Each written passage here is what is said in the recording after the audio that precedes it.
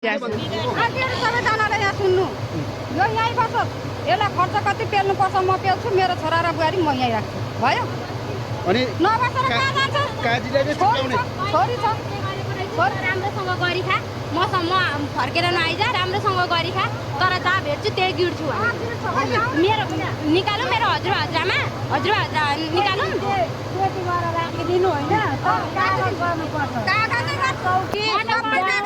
सबैको सिक्ने यसलाई खर्च कति पेल्नुपर्छ कस्तो लाउन खाना दिनुपर्छ म छु तयार पैसा दिने दिन्छु काजी चाहिँ लिएर जाने तपाईँ काजी चाहिँ लिएर जाने अब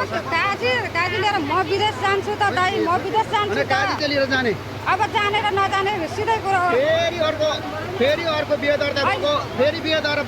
दर्ता भएको ओरिजिनल काजीको बुढी खोज्छ तपाईँ अहिले कुरा भयो नि होइन तपाईँले सुन्नुभयो नि काजीले के भन भनेर मलाई काजीले त भन नि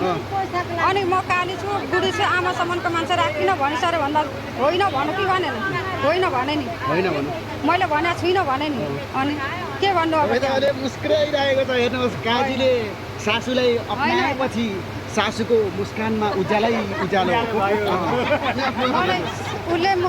यस्तो नि दाइ तपाईँहरूलाई म सिधै भन्छु होइन यहाँ सुन्नु न तपाईँहरूलाई म सिधै भन्छु एउटा कुरो किनभने उसले मलाई नस्वीकार्दा 10 लाख पैसा कहाँबाट ल्यास् त भन्नु त आफै 10 लाख पैसा त खेलाएको र उहाँको जीवनमा चाहिँ धेरै सहयोग गर्नु मेरो शरीर पनि सम्पे र मेरो पसिना नि सम्पे नि अनि अब मलाई स्वीकारेन भने त्यो पैसा कहाँबाट जिम्मा दियोस् ठिकै छ ममा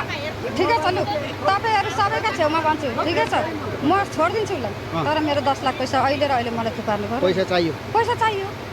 तपाईँको फोन आयो म त चाहिँ अनि फेरि मुसुक्क हाँसेर उठाउनु म चाहिँ पनि त छु साइलेन्ट साइलेन्ट बस्नु बोल्नु दिनु